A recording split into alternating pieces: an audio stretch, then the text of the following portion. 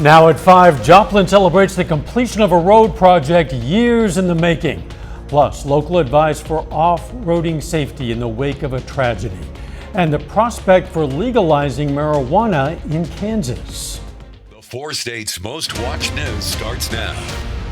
The final phase of the Connecticut widening program is officially complete. This is KOAM News at 5. I'm Dow Quick. The city of Joplin gathered to celebrate the milestone with a ribbon cutting. The overall Connecticut widening project started from 10th Street to 44th Street and expanded a 2.7-mile stretch of a 2-lane roadway into a 5-lane thoroughfare. The last phase widened the north-south corridor to a 5-lane from 32nd Street to the I-44 bridge. They also added a sidewalk and bike trail on the west side of the roadway. The first phase of that $3.8 million project started back in 2005. It's going to help for the schools as well as the hospitals. It's going to get traffic through here. So it's been a long time needed. The goal of the project is to improve traffic capacity and safety. Counselors have been made available for students in McDonald County, Missouri after one of their peers died from injuries sustained in an ATV crash. In light of this most recent tragedy, we spoke with a power sports store in Joplin about the precautions you should take while operating an off-road vehicle. They stressed that drivers and passengers should wear safety gear such as helmets, gloves, and boots. Riding on residential roads or roads with a lot of traffic is discouraged if you do not have proper authorization. Legally, I am not allowed to sell a unit to a customer. Say if a customer walks in here and says, I have a 4-year-old kid that I'm looking to buy a 70cc four-wheeler for. I got to stop him right there and say, given you just told me the age of your child, the youngest one that I'm allowed to sell one to is 6 years old, so I'm sorry, but I can't legally sell this to you. According to the Consumer Product Safety Commission, between 2018 and 2020, 2,448 deaths were associated with ATV and other off-road vehicles. Let's check in now with Chief Meteorologist Doug Heddy for a first look at the weather.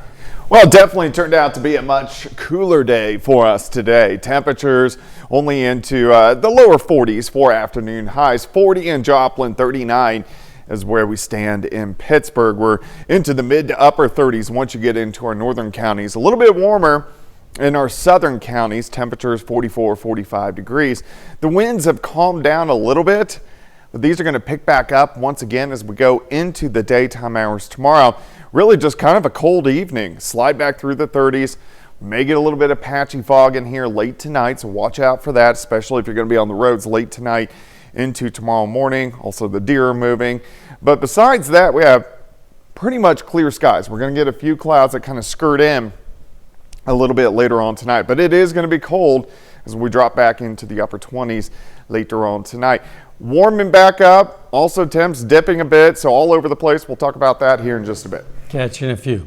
Kansas is set to once again discuss the legalization of marijuana in the next legislative session. Lawmakers have discussed medical marijuana in a special committee every session since 2021. Missouri has legalized both medical and recreational marijuana, bringing in $1.3 billion in cannabis sales in 2023 alone. For those involved in the ongoing discussions in Kansas, well, they say it's now frustrating to see the lack of movement on the issue in their state. And you guys are doing really well bringing in tax dollars and putting those funds into schools and public policies, into rehab programs. And we still have committee members that are telling us, well, we don't have research. This year, the Special Committee for Medical Marijuana voted against recommending legislation to their peers, instead opting to see how Nebraska and Florida voted on marijuana issues in November. The upcoming Kansas legislative session starts January 13th. Democratic and Republican leaders in the U.S. House and Senate have struck a deal on a short-term spending bill, which will keep the federal government open beyond the December 20th deadline. It includes around $100 billion in disaster aid and $10 billion in economic assistance to farmers. However, not everyone in the Republican Party is happy with the deal, putting its ultimate passage in jeopardy and threatening a possible government shutdown ahead of the Christmas holiday. Artificial intelligence could help diagnose strokes. We're going to explain just ahead. Plus, the impact of being constantly plugged into work demands. Those stories next in Health Watch. Topping today's Health Watch, doctors in Europe are using artificial intelligence to help diagnose strokes. The AI software can read the brain scans of patients who've had a stroke to help pinpoint the timing and assist physicians in deciding if it can be effectively treated.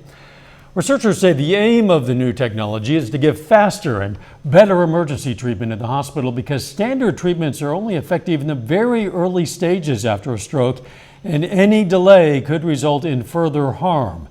The AI can help doctors understand when the stroke began, whether treatments are available, and more. It can also help us understand what is going to happen to that person in the future. So we can understand, or we can tell the patient and the relatives what's the likelihood of disability or the likelihood that they may be able to recover from the stroke. Doctors found the AI software is twice as accurate as the current method, where physicians review how dark a stroke area looks on CT scans of the brain. Many workers are finding it hard to unplug from work due to nonstop messages, app notifications, and meetings. A study published in the journal Frontiers found employees feel fatigue and strain due to the demands and intensity of constantly being connected to work through devices, making it tough for people to detach from their jobs. And air pollution is damaging to both our physical and mental health. A study in Scotland found long-term exposure to air pollution from cars and other sources led to a rise in hospitalizations for mental illness and behavioral disorders. Pollution is already linked to cardiovascular, respiratory, and infectious diseases. And that is a look at today's health news. A little bit later, our Pet Vet on Call. Hi, I'm Dr. Eva Dudek from Parsons Pet Hospital. Coming up, we're going to talk about what happens when there's not enough sunlight. Plus, it's going to be a cold night for us tonight. Temperatures kind of all over the place. We're going to look at that coming up.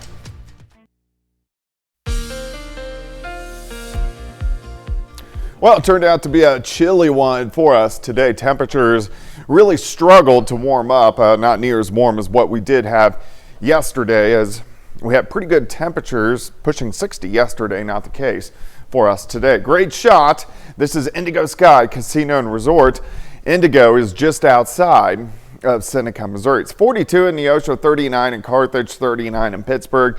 Miami sitting at 43 degrees. So 30s in our northern counties, 40s in our southern counties. 40, 7th and Rangeline, north winds at about 5 to 10. The winds have come down throughout the day. Temperatures will come down through the evening, through the 30s. May get a little bit of patchy fog after midnight. So if you are going to be on the roads late, watch out for that. The winds will stay light as we go through tonight, but then they get moving again. They switch out of the south. So through the daytime hours tomorrow, we'll have gusts 20, upwards of 25 miles per hour. And they're going to stay fairly brisk again out the other direction on Friday with gusts 20 to 25. And again, that's going to cool us back down just a little bit. Not a whole bunch going on. We've had a few little clouds kind of skirting through, but in general, it looks pretty good. We have rain across the eastern seaboard. We have a next storm system moving into the northern parts of the U.S. This will cause heavy snow to our north, but what it will do for us is just give us some clouds and also play havoc with our temperatures over the next few days. Let me take you through time. By morning, near freezing, some patchy fog will burn off quickly. We'll get into mid to upper 40s by noon, and I think most of us into the mid 50s, so not bad. 52 in Carthage, Miami 55, Bella Vista 53, Parsons up to about 55 degrees. Tomorrow night, we drop back, a colder night, slide back into the mid 20s. We'll have pretty much clear skies. And then on Friday is going to be a much colder day. We'll struggle to warm up. 35, 36, 37 degrees during the afternoon hours. So up and down temperatures once again. Here's your day planner on Thursday. 35 in the morning, 49 by noon, high temp, warmer. 43 degrees, but let's go down the road. Of course, next week is Christmas week. We have a lot of traveling, which is going to be going on.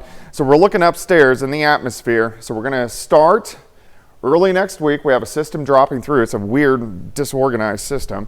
This passes through on Monday and Tuesday, which of course is Christmas Eve. Then a much bigger system moves in Thursday, Friday, into next weekend. So let's get a little closer look because we are going to have a lot of travelers. So here's Monday at 5 p.m. We have showers across the region. Looks like rain will stick around Monday night into Tuesday afternoon. So this is Christmas Eve at 3 p.m. Not white, but wet. Scattered showers continue, but mainly out of here once we get into Christmas. Right now, Christmas is mainly looking dry, but here we go again. By late Thursday, here comes our next storm system. And that system will be a much bigger storm system.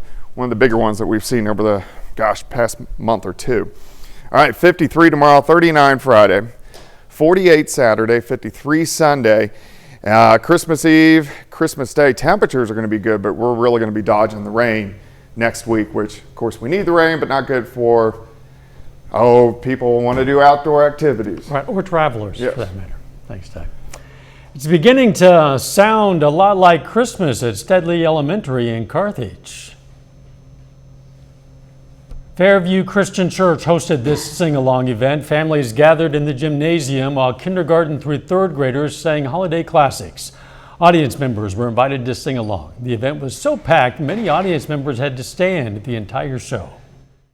Well, traditions are hard to come by, and the opportunity to bring in the community with the school, it's so important. It's a great lesson for the kids to see that they're bringing joy to their not only parents, grandparents, aunts, uncles, but also community members. My favorite. The principal says they worked hard to ensure the event didn't get in the way of other activities, just in case parents had students in multiple schools. The Fed makes a decision on interest rates. That story is coming up in Consumer Watch. Topping today's Consumer Watch, the Federal Reserve today announced it's cutting key interest rates by 1/4 percentage point. It's the third rate cut this year. Chairman Jerome Powell said overall the economy is strong. He said inflation is moving close to the Fed's 2% goal. The Fed's 19 policymakers projected they'll cut their benchmark rate by 1/4 point just twice in 2025, down from their estimate in September of 4 rate cuts. Millions of people will be flying over the holidays, so listen up. Danger might be hiding in plain sight right in your luggage. Lithium-ion batteries inside your tablet, laptop, or phone, even your electric toothbrush. They can be flammable when they're damaged or they overheat. The FAA says they're causing more fires on planes than ever before. Our national consumer correspondent Asher Qureshi reports on efforts to make passengers more aware of these risks. Go forward! Go forward! Do not take your back! Go forward! Panic in the aisle of an American Airlines flight from San Francisco to Miami. It was absolute chaos. It truly felt like every man for themselves. And it was terrifying. Shilpa Patel just sat down when smoke filled the cabin. I don't know if we're going to explode. All I know is I need to get out and I need to survive. Were you scared for your life? I was. What do you do when there's a fire on the plane? You're trapped there. Where do you go? Passengers had to evacuate after a laptop battery inside a carry-on bag spontaneously caught fire. FAA data shows lithium battery fires are up 388% on U.S. flights since 2015. Now on average happening nearly twice a week. 2 fires a week is a lot. It is, and any fire at 30,000 feet is unacceptable. David Roth is with the safety advocacy and research organization UL. Could one of these fires potentially take down a plane? That is a possibility. In a new survey of more than 800 flight attendants, UL found 87% are concerned about lithium batteries on airplanes. More than a third say airlines should do more to ensure battery safety. While the FAA requires airlines to include safety information in pre-flight announcements, that does not include the risk of battery fires.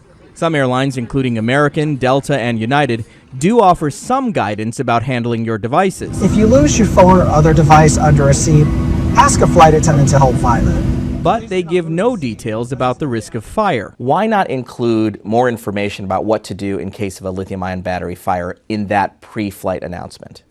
That's a great suggestion. Ben Supko oversees hazmat safety for the FAA. It's a balance that we probably need to do a better job striking with the airlines, with the messaging we put out. Do you think passengers understand how serious the risk is?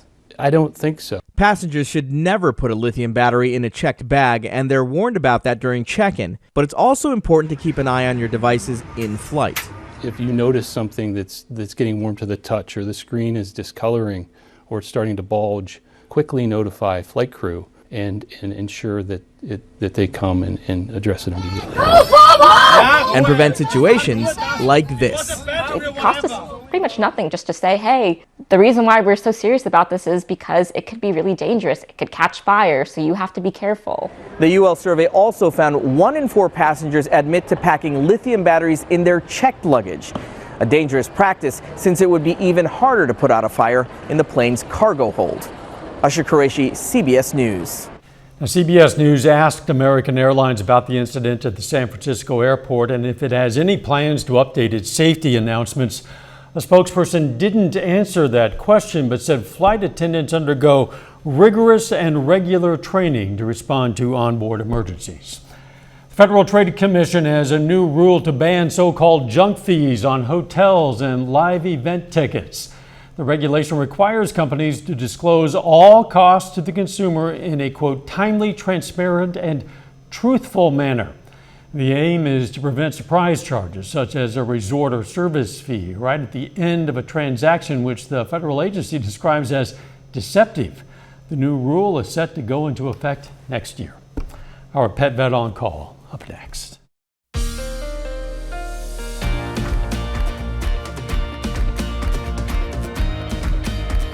Up next on the CBS Evening News, we look at artificial intelligence being used to create inappropriate content online and the harm it's causing minors. Then on KOIM News at 6, a bigger breakdown on the prospects of legalized marijuana in Kansas. We're going to hear from supporters and opponents. Plus, students at a Neosho Elementary School make a great big donation to the pediatric unit at Freeman Hospital in Joplin. And 3 Southwest Missouri players are selected to the 8-man football All-Star game.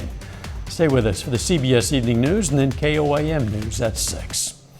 The winter solstice is Saturday, meaning the time between sunrise and sunset is going to be the shortest of the year. And that brings us to today's question for our Pet Vet on Call. Does the shorter daylight hours impact pets? Oh, absolutely. Enough sunlight is absolutely necessary and essential for normal physiological functions for almost all animals. And when you're deprived of sunlight, like in the wintertime, it does affect certain biological functions. Like, for instance, a cow will make less milk. Chickens will lay less eggs. Humans get depressed. And some animals say, the heck with all this stuff, I'm going to bed and wake me up in the spring. They actually hibernate when there's not enough sunlight. So lights in the house, especially maybe UV lights, are good. Keep them on a little bit longer. Everybody will be a lot happier. You know, we invite questions from anyone. If you have a question, you just send it to PetVet, KOIMTV.com. Dr. Eva Dudek from the Parsons Pet Hospital answers a different question or brings us a fun fact every Wednesday right here on KOIM News at 5. All right, let's check out our picks of the litter for the week. From the Joplin Humane Society, we've chosen this adult male Labrador Retriever named Zippy. The society says he's 3 to 5 years old, has a high energy level, as you might expect for a dog named Zippy. It's loose and wiggly when greeting and likes to sit by his person for snuggles. And from the Southeast Kansas Humane Society, we have this adult male cat. The society says this handsome guy loves people, enjoys playing with toys, and will gladly help with household chores, like, say, sleeping in your laundry basket to keep those socks from sneaking away. His name is Raph. If you're looking for a pet, why not at least check out your local Humane Society? They have so many great ones there from which to choose. Maybe something perfect for your family. The weather's a bit all over the place. From the It is a chilly night for us tonight, but we are going to warm up more tomorrow. 53, it is still going to be breezy. And then only 39 on Friday, back to 48 on Saturday. The holidays right now looking mild, but a little wet. Okay, very good. Thanks for joining us. The CBS Evening News is next. And of course, we're going to be right back here for KOIM News at 6. We'll see you then. Let's make it a great evening.